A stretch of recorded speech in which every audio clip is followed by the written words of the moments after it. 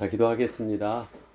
오늘도 하나님 우리에게 주신 축복의 날, 축복의 시간, 은혜로 잘 누릴 수 있도록 하나님 이 시간을 복되게 하여 주옵소서. 성령 하나님 우리 가운데 함께 하여 주셔서 눈을 열어 주의 법에 귀한 것을 보게 하시고 지혜와 계시의 영을 주사 하나님을 오늘도 말씀 속에서 깨달아 알며 그 말씀 안에서 믿음으로 순종하며 인도받는 축복의 시간 되게 하여 주옵소서. 예수님의 이름으로 기도합니다. 아멘. 오늘은 출애굽기 17장입니다. 출애굽기 17장. 그래도 할 수 있으면 여러분들이 오시기 전에 미리 우리 주보에 나와 있으니까 미리 한번 읽어보고 오면 그 내용들을 좀 숙지하고 더 잘 도움을 받지 않을까 싶습니다. 내용을 모르면, 이 내용이 무슨 내용인지 모르면 제가 아무리 지금 하더라도 사실 그것이 잘 알 수 없는데, 성경을 읽을 때 저는 제일 먼저 해야 되는 부분들의 내용을 읽으면 질문이 생기는 겁니다. 왜라는 질문과 그 다음에 내가 늘 평상시에 보지 못했던 어떤 특별한 부분들에 왜 그렇지? 무슨 이유지? 라는 어떤 그 질문들이 생긴다는 것은 그것이 바로 하나님이 오늘 내게 주시는 그 해답의 큰 문이라고 생각을 해요. 그래서 읽어야 됩니다. 그래서 여러분들이 미리 한 번씩 혹시 기회가 되면 미리 읽고 오시면 훨씬 더 도움이 될 것 같습니다. 자, 출애굽기 17장 1번부터 보겠습니다. 백성이 신 광야를 떠나 르비딤에 장막을 쳤을 때 제일 먼저 일어난 문제는 무엇이었습니까? 자, 신광야까지 가는 여정이 며칠간 걸렸다 그랬죠? 45일. 45일이 걸렸었죠. 그 다음에 신광야에 도착했을 때부터 일어났던 큰 의미 있는 사건이 뭐죠?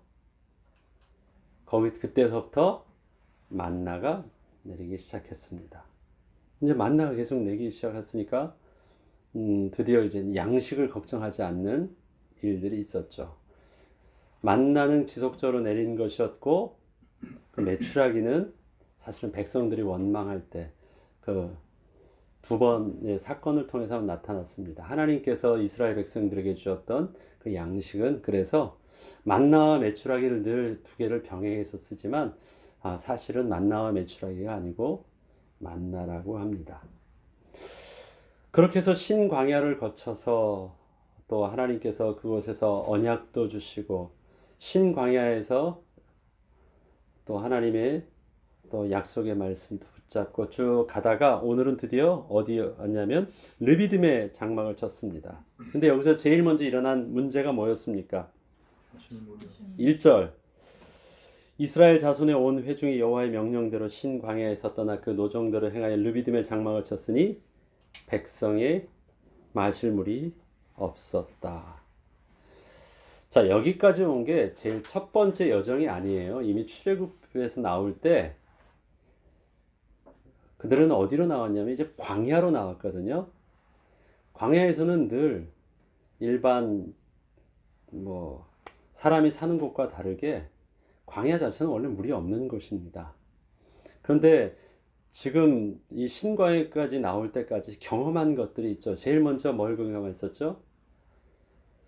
제일 먼저 이 쓴물, 마라에 도착했을 때는 물이 썼었지만 하나님께서 그것도 단물로 또 바꿔주셨고요. 그 다음에 또 어디를 거쳤어요? 엘림을 거쳤을 때도 거기도 오아시스가 있었어요. 하나님께서도 물도 주셨어요. 그 다음에 신광야를 들어갔을 때 거기서는 이제 양식도 주시고, 광야는 없는 곳이에요. 근데 사실은 그게 그렇게 문제되지 않았던 여정을 그들이 쭉 가고 있었어요. 그래서 또 하나님이 이동하게 하시는 대로 이끌림 받고 신광야를 떠나서 르비딤까지 왔는데 물이 없다라는 거예요. 여지껏 지나왔던 여정들을 광야에서 광야 도착하기 전에, 시작하기 전에 홍해의 여정, 그 다음 그 전에 애굽에서 여정들을 쭉 했던 부분들이 한두 번이 아니잖아요. 하나님의 인도하심 속에서. 그럼 여기가 그냥 처음이 아닌데, 새로운 시작이 아닌데, 르비딤에 왔는데 백성들의 모습은 어떻게 해요? 원점이에요. 전혀 그동안 해주셨던 하나님에 대한 기억이 없는 거예요. 그래서 마실 물이 없으니까 당장에 그들 속에서 문제가 발생한 것입니다. 마실 물이 없었다. 그런데 사실 이스라엘 백성들에게 이 반응하는 모습을 보면요. 2번을 더 하고 같이 말씀을 드리겠습니다. 자, 르비딤에서 발생한 백성의 원망에 대하여 하나님께서 모세에게 지시하는 해결 방법은 무엇이었습니까? 몇 절이죠? 네? 5절이요. 5절 같이 한번 읽어봅시다. 시작. 여호와께서 모세에게 이르시되 백성 앞을 지나서 이스라엘 장로들을 데리고 나일강을 치던 내 지팡이를 손에 잡고 가라. 내가 호렙산에 있는 그 반석 위 거기서 내 앞에 서리니 너는 그 반석을 치라. 그곳에서 물이 나오리니 백성이 마시리라. 모세가 이스라엘 장로들의 목전에서 그대로 행하니라 라고 합니다. 자, 르비딤에서 마실 물이 없었는데 백성들의 반응은요, 없다라는 것 때문에 그 원망을 하고 그 다음에 백성들과 이 다투었다라고 합니다. 그런데 다투었다라는 표현은 영어적인 표현으로 보면요, 꾸짖었다라고 표현하고 있습니다. 꾸짖었다. 꾸짖는다는 건 뭐예요? 내가 옳다는 건데 왜 내 말대로 안 하고 그렇게 했냐라는 걸 말하는 거예요. 그래서 그 백성의 장로들이 자기의 의견을요, 당신이 했던 지금 우리를 이끌면서 했었던 방법이 틀렸다라는 것을 얘기하고 있는 것. 그게 지금 서로가 다투고 있는 거예요. 이들이 그렇게 다툴 수밖에 없었던 이유는 지금 좀 조금씩 살만하면 어려웠지만 그래도 쓴 물에서 단물이 나와서 살만하면 이동을 하고, 그래서 또 광야에서 겁이 났지만 이동해 보니까 그래도 오아시스를 만났으니까 좀 살만하니까 좀 있었으면 좋은데, 자 빨리 가자 그러니까 뭐든지 좀 안심하게 정착할 수가 없잖아요. 그럼 또 불안해. 또 불안해서 먹을 것이 없어서 뭐 불천거리니까 하나님께서 또 만나를 주시고, 또 그러다 거기서도 불안한, 좀 살만하니까 또 이동해요. 그러니까 자꾸 뭔가 이동한다라는 것은 그들에게 이게 안정적으로 뭔가 정착해서 안정적으로 뭔가를 할 수 있는 상황이 아닌 거예요. 왜 자꾸 이동을 해? 다른 데도 아니고 뭔가 보장이 안 되는 삶을 계속해서 새롭게 자꾸 해나가니까 불안한 거예요. 여기서 다투었어요. 것 봐라, 지금 거기 있었으면 별일 없었을 텐데 왜 그곳을 떠나서 여기 와가지고 또 마실 물이 없고 또 우리에게 이렇게 고통스럽게 했느냐.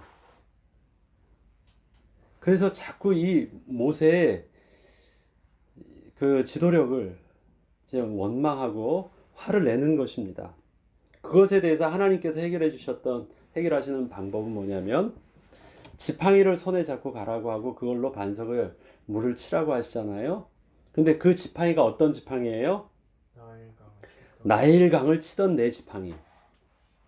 저들이 그 지팡이를 알고 있어요. 그 지팡이가 바로 하나님의 권위와 능력의 상징이었음을 알고 있어요. 저들은 기억을 합니다. 그 지팡이를 보면 지팡이만 보이는 것이 아니라 지난날 그 지팡이를 통해서 하나님이 역사하셨던 모든 것을 기억할 수 있겠죠.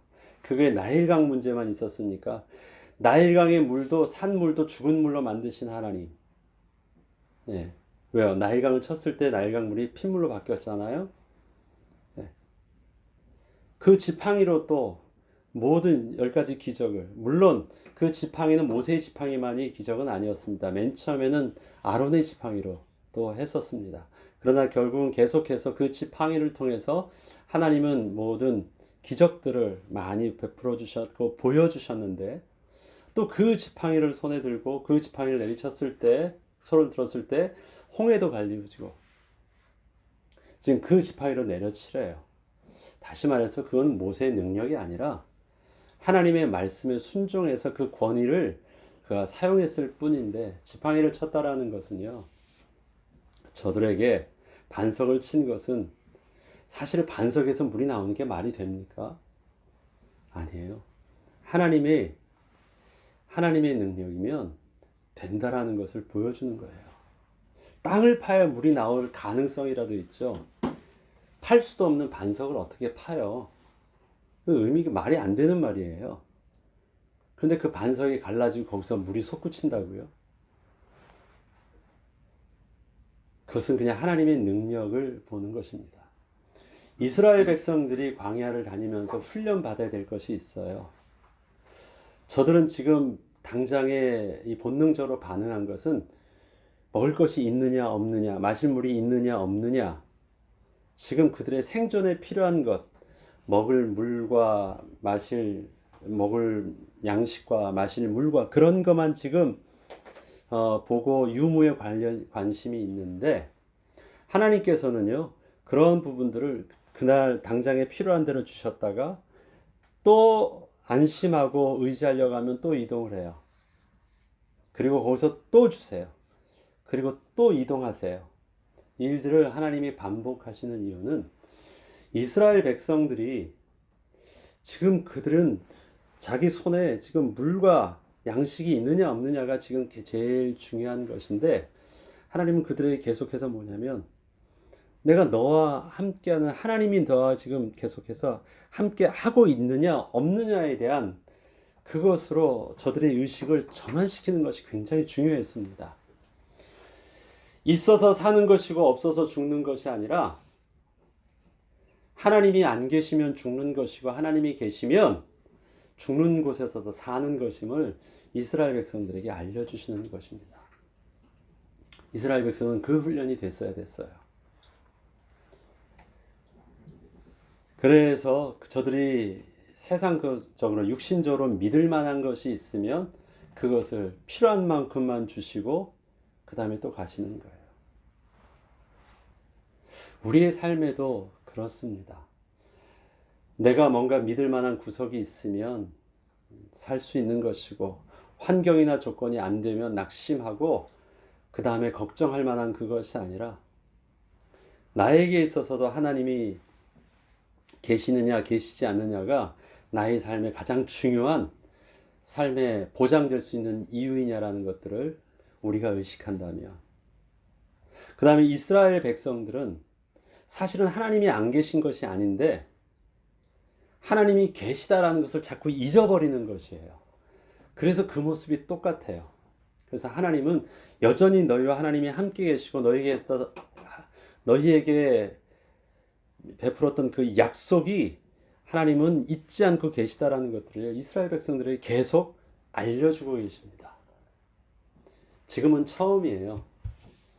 불과 며칠 전에 있었던 일들인데 당장에 지금 없다고 해서 계속해서 수시로 바뀌어지고 있는 모습은 사실 이스라엘 백성들이 아직 훈련되지 않은 그 모습이기도 합니다.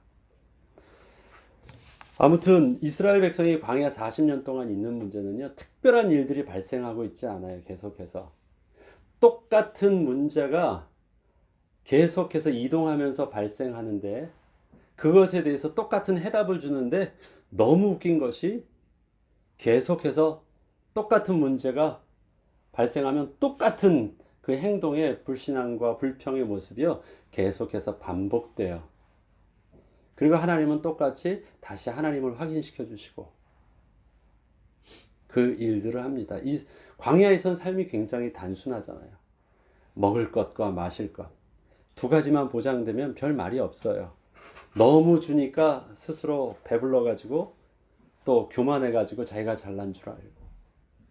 그렇지만 광야의 삶은 아주 단순합니다. 그 속에서 하나님을 기억하고 하나님을 잊지 않도록 하는 것. 단순하면, 반복되면 이 정도면 괜찮을 줄 알았는데요. 너무 재밌는 것은 이스라엘 백성들은 반복적인 일들이 오면요 똑같이 반응을 계속해요. 우리가 볼 때는 어리석어 보이죠. 그런데 가만히 우리 인생을 보면 우리 인생도 똑같아요. 굉장히 유치하게 멀리서 보면 나는 저렇게 안 그럴 것 같은데요. 우리도 있으면 좀 헤헤거리고 웃다가 없으면 당장에 또 뭐 완전히 디프레스 돼서 쫙 갔다가 조금 살만하면 확 올라갔다가 아니면 또 내려갔다가, 남의 이야기가 아닙니다. 그런데 그런 신앙생활의 이 굴곡이요, 올라갔다 내려갔다 하는 이 굴곡이 점점 가면서 그리스도의 장성한 분량을 이루면서 우리 삶의 굴곡이요, 점점 곡선이 완화되기 시작해요. 점점 완화되면서 그 다음에 이제 평탄하게 어떤 배경 속에서도 그런 굴곡이 없이 안정적으로 가는 것이 점점 우리가 그리스도의 장성한 분량에 이르기까지 성장하는 모습이 아닌가 싶습니다. 아무튼 하나님께서는 저들의 그 다툼과 원망들을 아시고요, 또 하나님을 기억하게 해주셨습니다. 그것이 백성에게 모세가 보여주어 있는, 하나님이 그렇게 하라고 보여주신 방법이셨습니다. 3번, 백성들이 마사에서의 시험을 받은 내용은 무엇을 고민하게 하였습니까?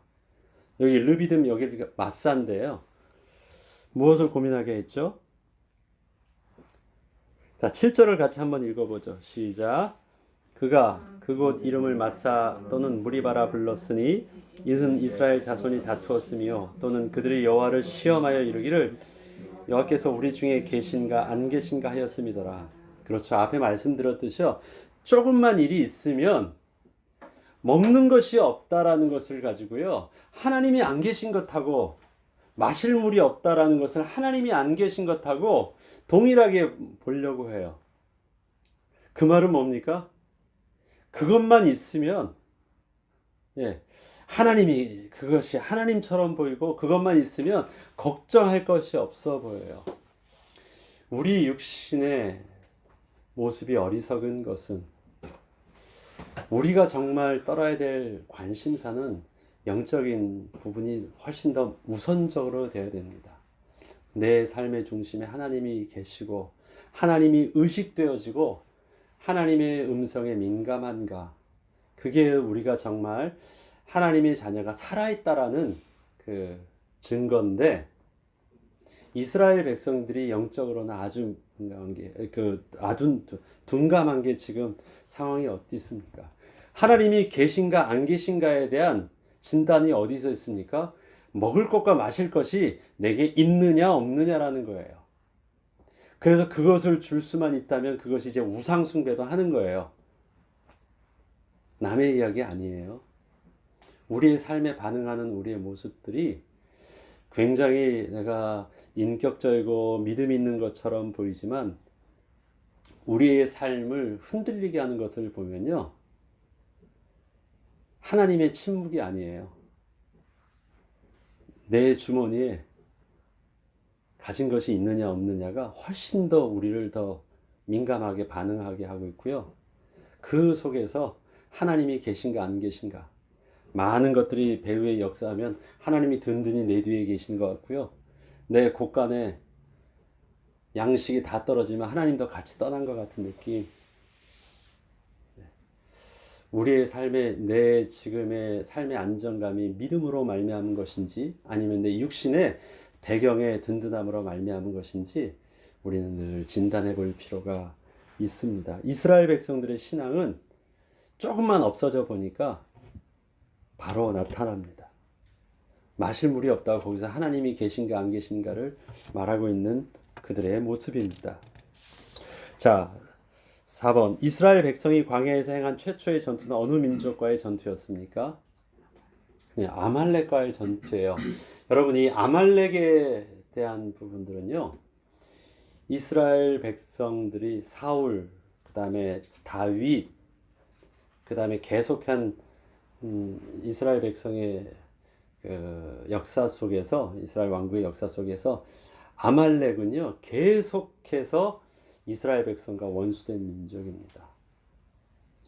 하나님께서 사울 왕에게 그 아각 왕을 완전히 진멸해 죽이고 남겨두지 말라고 했는데 사울 왕이 그 전쟁을 통해서 그걸 남겨두죠. 왕만 죽이고 나머지는 다 남겨두게 합니다. 근데 왜 그렇게 완전히 진멸하라고 했냐면 아말렉 왕이었거든요, 아각이요. 여러분이 나중에 한번 뭐 인터넷을 통해서도 이 아말렉에 대한 부분들을 딱 쳐보면 이스라엘 백성의 역사 속에서 어떻게 공격을 하고 어떻게 이스라엘 백성들을 망하게 하려고 해서 하나님과 대적했는지 잘 나와 있습니다. 그래서 한번 꼭 찾아보시고 광야에 나오는데 제일 먼저 싸움을 걸고 저들을 멸하게 시작했던 부분이 바로 그 아말렉이에요. 아말렉과의 싸움이 시작되어서 예, 여기서 첫 번째 전투를 하게 되었고 르비딤에 싸워서 승리하게 되었죠. 또 5번에 보면 아말렉과의 전투에서 모세와 여호수아 그리고 아론과 훌은 각각 어떤 역할을 하면서 전투에서 승리를 하게 하였습니까? 여러분 그 아말렉과 싸웠던 내용의 이야기를 아시죠? 네. 자, 앞에서 전쟁에 싸웠던 사람은 누구예요? 장수가 누구였죠? 여호수아를 앞에 둬서 아말렉과 실질적으로 전투를 하게 했습니다. 그 다음에 모세는 어디 있었죠? 높은 산에 올라가서 저들을 바라보면서 전쟁하는 백성들을 보면서 기도했습니다. 하나님께 손을 들고 기도할 때 모세는 누구랑 같이 그곳에 올라갔죠? 예, 제사장으로 직분을 주셨던 그 형 아론과 그 다음에 한 사람은 누구요?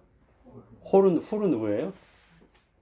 아론의 아들. 그렇게 해서 세 명이 올라갔습니다. 전쟁의 양상은 어떻게 갔어요?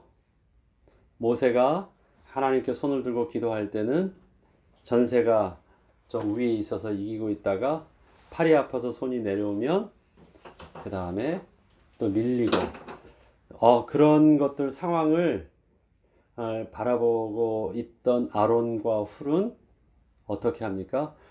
모세가 계속 기도해 줄 수 있도록 양옆에 돌을 놓고 의자를 만들어서 앉을 수 있도록 돌을 놓고 모세의 팔을 양쪽에서 받쳐줘서 계속해서 손이 내려오지 않고 기도할 수 있도록 도와줍니다. 그리고 전쟁은 그렇게 해서 이기게 돼요. 자, 그게 아말렉과의 전투가 우리가 잘 알고 있는 모세와 아론과 훌의 또 이 콤비네이션입니다. 잘 그렇게 진행을 됐습니다. 그러면 누가 잘해서 이긴 것입니까? 여러분, 이 누가 잘한 것 같아요? 여호수아, 모세, 아론과 훌 누가 잘해서 이겼습니까? 사실은요, 그게 전쟁이 이기는 방법이 아니에요.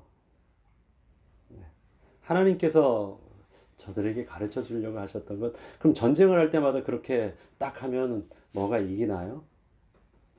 전쟁을 할 때 앞에 언약궤를 딱 앞에 세우면 전쟁이 이겨요?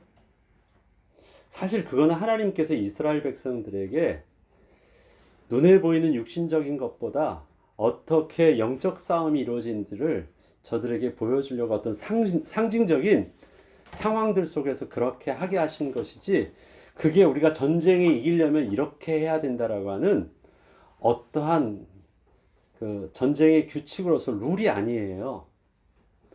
근데 지금은 저들도 이렇게 하려고 해서 올라간 건 아니었어요. 기도는 하겠죠. 그렇지만 꼭 그렇게 들어야 되고 둘은 그렇게 받쳐줘서 해야 되는 이 방법은 그 상황 속에서 그렇게 그냥 하게 된 거예요. 누가 가르쳐 준 것도 아니고 모세가 그렇게 해야 된다고 뭐 룰을 가르쳐 준 것도 하나님께서 그렇게 하라고 가르쳐 주신 것도 아니에요. 하다 보니까 그 모습은 그렇게 상황으로 나왔습니다. 여호수아가 잘한 것도 모세가 잘한 것도 아론과 훌이 잘한 것도 딱 보면 아론과 훌이 제일 잘한 것 같아. 나 눈치를 보니까 이 상황을 보면서 받쳐주면 되겠다 해서 뭔가를 눈치채고 그렇게 할 수 있었거든요. 근데 지금 이 모습 자체 형태자에 더 중요한 것을 거기다 두지 말고요. 하나님께서 이 전쟁은 사람이 아니라 하나님께서 주관하셔서 하나님의 도우심과 하나님의 은혜를 구하고 하나님이 도우시면 또 우리가 하나님 앞에 은혜를 구하면서 겸손히 주님을 붙잡으면 승리한다라는 것을 메시지로 주신 거예요. 이 방법 자체가 중요한 것이 아니라, 그래서 싸움은 여호수아가 앞에서 하니까 여호수아 장수가 잘해야 되는 것처럼 보이지만 그 핵심은 여호수아가 앞에서 용감하게 싸웠다라는 것보다도, 그럼 뒤에서 기도 열심히 하면 그 기도한 것 때문에 하나님이 움직이시나요? 하나님께서 이스라엘 백성들에게 모든 싸움과 모든 중심에 하나님이 주도권을 가지고 계심을 저들이 알게 하기를 원하셨습니다. 이스라엘 백성들은 이 싸움을 통해서 이제 전쟁은 하나님께 속하였다라는 것을, 하나님의 백성의 전쟁은 우리의 힘이 더 있고 없고가 아니라 하나님이 돌보시고 하나님이 보호하여 주시면 우리는 이길 수 있고, 또 하나님이 안 계시면 어떠한 우리의 아무리 강함과 수적인 우세가 있다 할지라도 망할 수 있다라는 것을 이스라엘 백성들은 배워나가야 됐습니다. 제일 첫 번째 전쟁을 통해서 앞으로 이스라엘 백성들이 싸워야 되는 전쟁은 어떤 모습이 되는지, 하나님이 주도권을 가지셔야 된다라는 것, 그 다음에 하나님이 주도권을 가지고 계시다라는 사실들을 가르쳐 주신 싸움이었습니다. 그래서 그 전쟁을 통해서 저들에게 정확한 메시지로 깨닫게 된 것이 있습니다. 그래서 거기다가 6번에 보면 모세가 아말렉과의 전쟁에서 이긴 후에 여호와께서 쌓았던 그 제단의 이름이 뭐였죠? 여호와 니시. 성경에는 여호와에 대한, 여호와의 그 이름에 대해서 다양한 이름들을 알고 있습니다. 제일 먼저 출애굽을 나오면서요, 제일 먼저 하나님께서 당신의 모습을 계시하셨던 제일 첫 번째 이름이 뭐였죠? 여호와. 마라에서 하나님께서 당신을 무엇으로 계시해 주셨죠? 치료자 하나님, 여호와 라파, 치료자 하나님에 대한 부분들을 제일 먼저 가르쳐 주셨습니다. 나는 치료하는 하나님이야 라고 가르쳐 주셨어요. 그 다음에 오시면서 또 아말렉과의 전쟁을 통해서 또 하나님은 어떤 하나님이에요? 여호와 니시. 그래서 여호와는 나의 구원자, 여호와는 나의 깃발, 여호와는 나의 승리자. 예. 그래서 여호와 니시라는 것을 가르쳐 주셨습니다. 그래서 그 지명을 그렇게 하기도 하고요. 이제 여호와 니시, 여호와 라파, 여호와 샬롬. 여호와 샬롬은 기도원에 관련된 이야기죠. 쭉 그렇게 하면서 하나님에 대한 부분들을 다 다양한 모습으로 계시하여 주시는데, 대부분 보면 지명을 그렇게 하기도 하시고요. 그 다음에 제단을 쌓으면서, 제단이 있는 그곳이니까 그 제단 이름이 곧 그 지명이 되기도 하죠. 그래서 여호와 샬롬, 여호와 니시, 다 이런 건 제단의 이름으로 그렇게 하였습니다. 그래서 그때 만났던 하나님을 기억하고, 또 그때 깨달았던 그 하나님의 모습을 통해서 자기의 신앙을 성장케 하는데, 이 전쟁을 통해서 여호와 니시라는 하나님을 그들은 만났고, 그 다음에 여호와 니시의 하나님을 찬양하는 제단을 만들었어요. 그건 뭐냐면, 찬양하기에 마땅한 이유들을 그들은 지금 어떻게 고백하고 있습니까? 승리하신 하나님, 전쟁의 주관자가 하나님이심을 깨달았어요. 그래서 그 하나님을 찬양하는 것, 그래서 그 제단 이름을 여호와 니시라고 했습니다. 이스라엘 백성들이 광야에서 또 우리의 삶에서도 계속 삶을 가면서 우리는 이 땅에서 그리스도의 장성한 분량에 이르기까지 우리의 믿음이 성장해 나가는데, 그것은 하나님의 하나님 되심을 우리의 삶의 경험과 이야기를 통해서 배워가는 거예요. 우리에게서도 삶의 위로자 하나님, 삶의 치료자 하나님, 삶의 승리자 되신 하나님, 또 삶에 언제나 함께 계시는 하나님, 또 우리 부르신 그곳에서 언제나 거기 계셨던 하나님, 늘 우리에게 말씀하여 주시는 하나님, 우리의 전능자 하나님, 그것을 우리는요 점점 우리 믿음의 선배들의, 우리 믿음의 선조들의 이야기로 알고 있다가 우리의 삶 속에서 그 하나님을 우리들도 나의 삶 속에서 만나가면서 그 하나님이 또 나의 하나님으로 우리의 삶의 이야기를 또 채워나가는 것, 그것이 우리의 삶의 여정 속에서도 동일한 하나님을 만나는 기쁨이 아닌가 싶습니다. 오늘 출애굽기 17장, 사실은 출애굽기 17장뿐만 아니라 하나님께서 이스라엘 백성에게 저희가 출애굽을 시작할 때 이스라엘 백성에게 정말 중요한 것, 하나님이 누구신지를 알아가는 것, 하나님의 백성을 하나님이 누구신지를 알아가는 것. 그래서 제일 먼저 계시하셨던 부분은 여호와 하나님이라는 그 이름부터 시작해서 하나님은 한 분 하나하나씩 계속해서 말씀해 주고 계십니다. 하나님의 이름은 그냥 이름으로 그냥 가르쳐 주신 것이 아니라 그 현장 속에서 삶과 함께 하시면서 하나님을 깨달아가게 하십니다. 우리의 죄성은 늘 하나님을 어제 한 일도 또 몰라가지고 반복적으로 원망하고 불평하고 있지만, 그럼에도 불구하고 하나님은 계속해서 당신을 곁에 하시면서 하나님을 알게 하시고 기억하게 하시고 새롭게 깨닫게 하시면서 이스라엘 백성을 결국은 주님께서 작정하신 대로 하나님의 군대여 하나님의 백성으로 만들어 가십니다. 이스라엘 백성들은 노예였지만 이스라엘 백성들을 나올 때 하나님께서는 이스라엘 백성들을 보시면서 저들을 뭐라고 표현하냐? 하나님의 군대라고 표현했습니다. 하나님은 저들을 결국은 광야 40년 지나면서 하나님의 전쟁을 치를 수 있는 하나님의 군대로 결국은 만들어 놓고 마셨습니다. 그 여정이 지금 계속해서 진행되고 있고, 지금 출애굽기 17장까지 있는 부분들은 저들이 광야 초기예요. 아직 수준이 바닥에서 있지만 그 수준이 약한 부분에 있음에도 불구하고 하나님께서 이끌으시는 그 모습들은 우리가 생각할 때는 더 화가 하나님이 더 나실 것처럼 보였지만 하나님은 침묵하고 잠잠하게 계속 이끌어가고 계십니다. 저와 여러분의 삶 속에서도 늘 반복적으로 하나님께 원망하고 불평하고 실패하지만, 그럼에도 불구하고 하나님이 우리를 하나님 나라의 멋진 백성으로 우리들도 만들어 가실 것을 기대하고 또 겸손함으로 또 새로운 시작들을 매일매일 다짐하는 저와 여러분 되길 바랍니다. 기도하고 마치겠습니다. 하나님 아버지, 오늘도 아말렉과의 전쟁을 통해서 여호와 니시 하나님, 승리하신 하나님, 나의 깃발 되신 하나님을 또 만나게 하여 주시니 감사합니다. 우리의 삶이 전쟁 같은 우리의 삶을 내가 싸우려고 하지 않게 하시고, 또 내가 하나님과 다투려고 하지 않게 하시고, 앞서 행하신 하나님으로 인하여 또 하나님의 방법으로 인하여 승리의 기쁨을 맛볼 수 있는, 또 승리하신 그 주님을 기쁨으로 찬양할 수 있는 거룩한 은혜의 백성이여 하나님의 군대로 거듭나게 하여 주시고 자라나게 하여 주옵소서. 한 주간도 주의 은혜 가운데 인도받기를 원하며 예수 그리스도 이름으로 기도합니다. 아멘.